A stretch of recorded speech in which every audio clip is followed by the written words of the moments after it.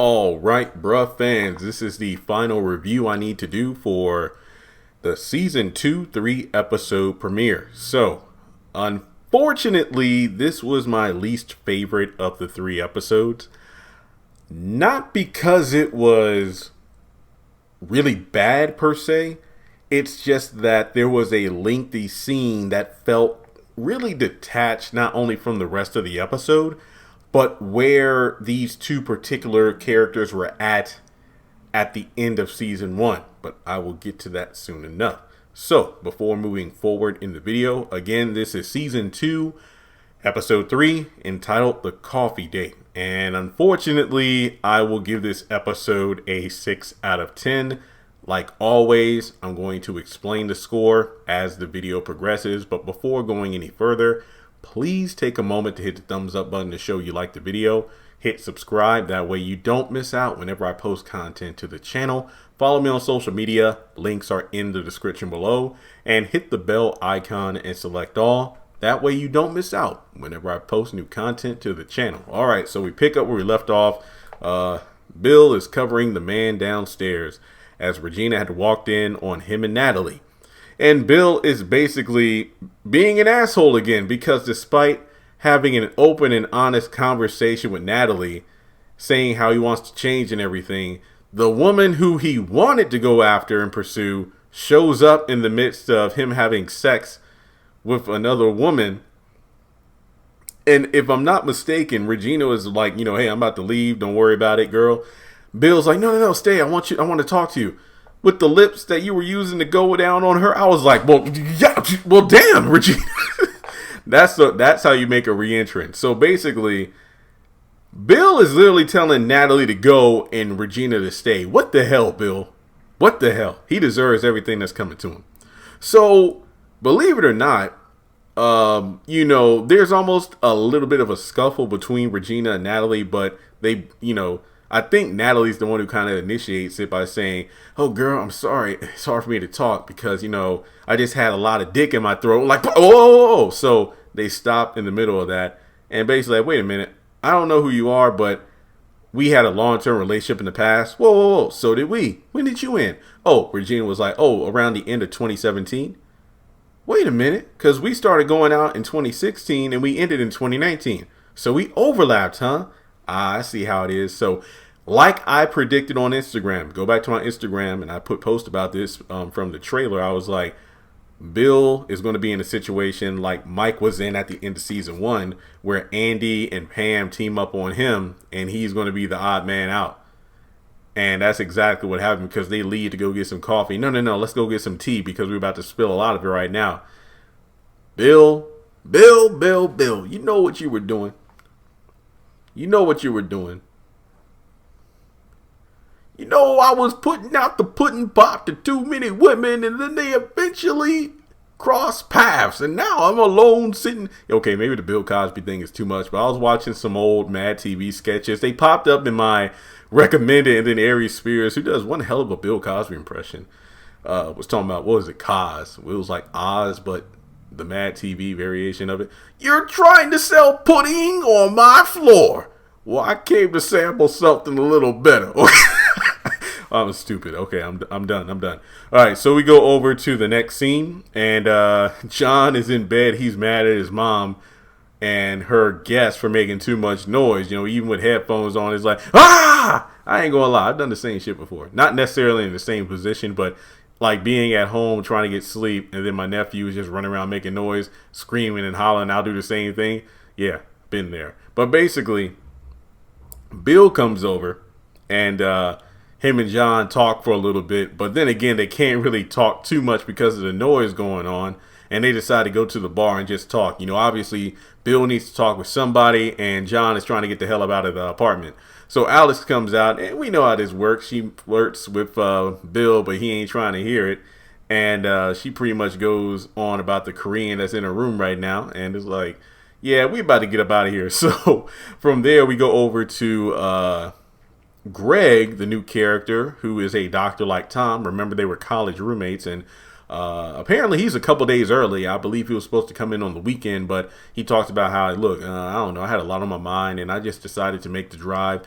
And Tom's like, well, yeah, that's a big shift because back in the college days, whenever we go out somewhere, I think the last time we traveled together was to your mother's wedding. And I was like, I'm never going anywhere with you again because you have to stop like every single hour to get something to eat, check out the scenery, and you'll make like a 4-hour trip, like 10 hours long. But basically, the gist of his story is that he just went through a divorce with his high school sweetheart because apparently, he pretty much woke up one day and realized this isn't what he wanted due to the fact that it almost felt like his entire relationship with her, and I forgot to write down her name, but I guess this is a character who he probably will never see in the series, so it's kind of redundant anyway. But basically, he always felt like he never spoke up because Tom was like, wow, it's like, back in the day, seeing you two together, it was like if, y'all were like relationship goals. I mean, and now if you could make it, then it's like, there's what hope is there for anybody else? But basically he explains we always had our problems. We just never showed them on the outside to anybody. But basically everything I like, she didn't like. And basically I did everything it was to kind of keep her happy. That's essentially what I got from the conversation. Now, in the midst of the divorce, what did he say? On the way to signing the divorce papers, which I do believe Tom was like, so is the divorce final? And he was like, one more week. I think that's what he said. But essentially, when he went to sign the divorce papers, he ended up getting a Mercedes sports car, and she was pissed. And then Tom was like, wow, I mean, you're petty as hell. Yeah, because, I wanted to do what I wanted to do. Essentially, she felt it was irresponsible to buy a sports car when we were planning to start a family. And Tom was like, well, I mean, she makes a good point. And essentially, they talk about relationships and the fact, where Tom's at and the fact he loves crazy women and whatnot. I ain't gonna lie, I've said this in videos before after years of watching these freaking Tyler Perry shows. I think I probably have a thing for crazy women my damn self. But basically what he say, you like and you attract crazy women. No, I like some good looking women, who are, intelligent. Sure, yeah, smart, okay. But with a scoop of crazy on top. So pretty much, he says he left everything behind in LA and the fact that, he just needs an air mattress and he'll be good. So basically the point of the conversation was, hey, thanks for putting me up. I'll let you get some sleep. I know you got to go to work in the morning. And he's like, okay, you know what? I don't even want to make a lot of noise, so I'll go ahead and just crash on the couch. Now, two things from the conversation. Number one, that freaking deli sandwich that he swiped off of Tom looked tasty as hell. Like, that's the reason I don't think I could be an actor, because I know that sometimes, when actors are filming, they have to eat or drink something. Sometimes they're told either to take like one bite or one sip, because in the event they need to do another take, they want to make sure the continuity is there. I know Tyler Perry isn't always one to do this kind of thing. A fall from grace, anyone? But if the food is so damn good, I'll be like, yeah, so Tom, you got a napkin? But then the other thing is that I thought back to the fact that, wait, he has this nice ass sports car. And then in the first episode, the officer said that recently there was a carjacking. And on in the articles I read about the new characters, I believe it was stated that Greg is apparently going to start somewhat of a relationship, or at least date the attractive officer on Tom's hallway, or Tom's floor of the apartment. So it's possible that the officer meets Greg because of the fact that something happens to Greg's car, or maybe because it's a super nice car, she's going door to door just to remind everyone, hey, make sure your doors are locked on the cars and everything. Alarms are set that way. If there's another carjacking, we can make sure, nothing happens. So that, I feel like the car is key. Now, at first glance, I'm like, whoa. Greg shows up a few days early to Tom's. He talks about having this nice sports car. And if I'm not mistaken, the officer did not mention what kind of car was taken. So I'm like, wait, did he jack the car? I don't think so, but you never know. I'm just saying. All right, so we go over to Mike, who's drunk, as always, in a situation like this. And I believe he's trying to call someone for some late night ass. And I believe Pam, he gets a text from Pam. Obviously, we don't know it's Pam who's texted him until later on. But drunk Pam comes in, and I'm like, wait, what the hell is she doing here? And this is the scene of the episode that I felt was completely detached from where we left these characters in season 1. In one question I have about the scene, was it improvised when I think Pam made Mike spill his drink on the couch? I don't know if it was improvised or not, but I just remember thinking that looked like it was improvised. But in any case, she's drunk as hell. She came over. He's like, what are you doing here? I need to talk to you. STI? No, it says stupid. I need to talk to you. And he mentions how, look, no. You need to go. Like, no, I want to talk to you about this relationship thing. No, I don't want to talk to you. And I think this is like the first time that Mike has been like, no, I don't want to talk to you. You're not staying here. We're not sleeping together. We're not going to the bedroom. How many times in season 1 was this role reversed when Pam's like, I got to go to work. I got to go meet up with some friends. I got to do this. I got to do that. But Mike was the commanding territorial asshole. So it seems like there's been a complete flip. And this goes back to the continuity. What I wish would have happened, and I know that Pam is drunk, so the conversation wouldn't have been as serious as I would have liked it to have been. Remember what happened the last two saw each other? She came in pissed off about Andy being there, and then these two have a conversation. Basically, like I said at the beginning of the review, Natalie and Regina did to Bill with Andy what Andy and Pam did to Mike. Pam was crushed because of the fact that she was agreeing to take things slow. I believe the title of the episode and the slogan she used was the slow walk. Take it slow because how I've had a painful past. Me and my father didn't have the best relationship, and me and men in general haven't had the best relationship, so I've always been on guard. So I open myself up to you, and then you pull this kind of shit. We're done. And then as soon as she walked out, Mike threw around some chairs like, fuck! But now all of a sudden Pam shows up drunk, and then it's like, what? What? This could have been saved if, let's say, me and Andy were having some drinks and talking, and I'm not saying Andy needed to be shown on screen, but just the reference to Andy, that would have been nice because those two agreed to hang out sometime. Oh yeah, you can meet my sisters. I'm like, oh, sisters reference, but no, it would have been cool if, like, let's say either she was with Andy and they were hanging out, or she's like, after what happened, after I stormed out of here, I just went to the bar, I was drinking, and I was thinking about the whole Andy situation, and, I wanted to talk to you and this and that. But this scene felt so out of left field that it was hard to enjoy because it didn't feel like this picked up where we left off. It almost feels like, hey, you know what? What happened at the end of season 1, which was a well-acted scene, by the way, means nothing in the context of where Pam and Mike are in season 2. Now, I completely know that I could be, well, Jeremy, it's only episode 3 and it's the first scene that Pam and Mike have together and she's drunk. Who's to say that once Pam sobers up, these two won't have a serious conversation? You're absolutely correct. But for the time being, the scene made no sense. But anyway, these two talk, and Mike's like, look, you need to leave because I got somebody coming over. Ooh, she's pretty. We can have a threesome. And I remember in the preview thinking, threesome? This could be interesting. But, Mike ain't having it. I'm like, well, damn, Mike, you must be really pissed off. So she's like, oh, I see. So you got rejected. You just mad like a little kid. You get rejected. You just take your toys and leave. But he basically kicks her out. She says she's not coming back anymore.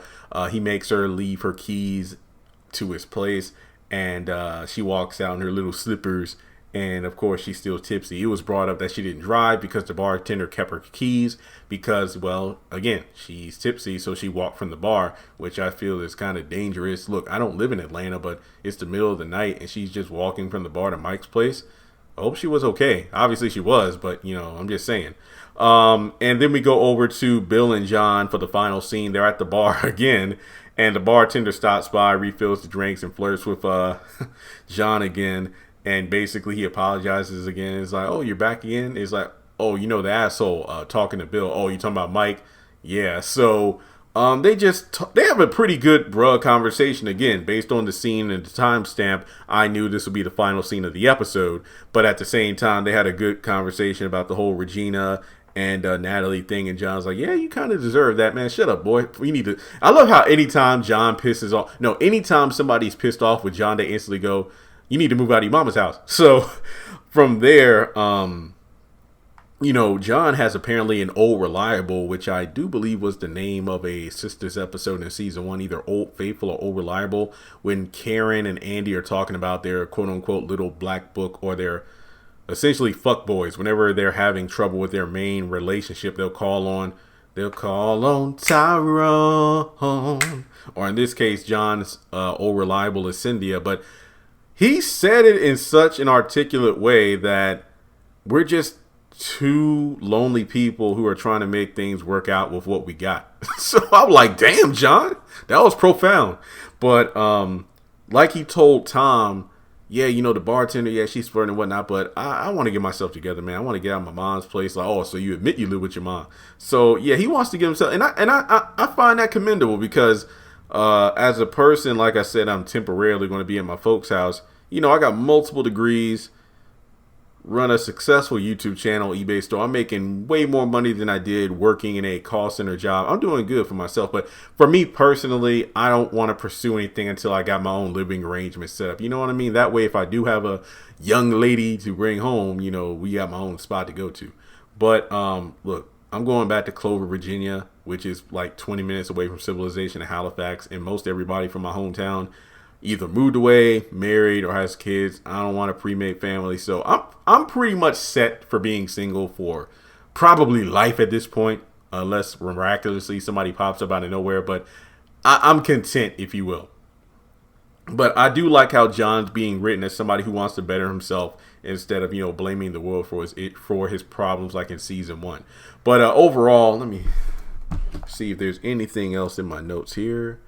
Yeah, Tom calls John because he's rushing over to his mother's, their apartment, because Miss Alice said that she feels like she's having a heart attack, and they rush out of the bar without paying the bill, and that's how the episode ends. I'm thinking to myself, you see, that's what's happening, because, didn't Miss Alice say that she, her boy was coming out of the coming out of the bedroom to cook some stuff? So she talked about Korean food, so I don't know, maybe she's having a heart attack because it was too spicy. Look, this is bruh, so a serious moment could be played up for laughs, and this is Miss Alice we're talking about, so we'll find out what happens in the next episode. I'm not thinking they're going to kill off Miss Alice this quickly. I don't. But I wonder, if her near-death experience, if she does have is she pulling a Fred Sanford?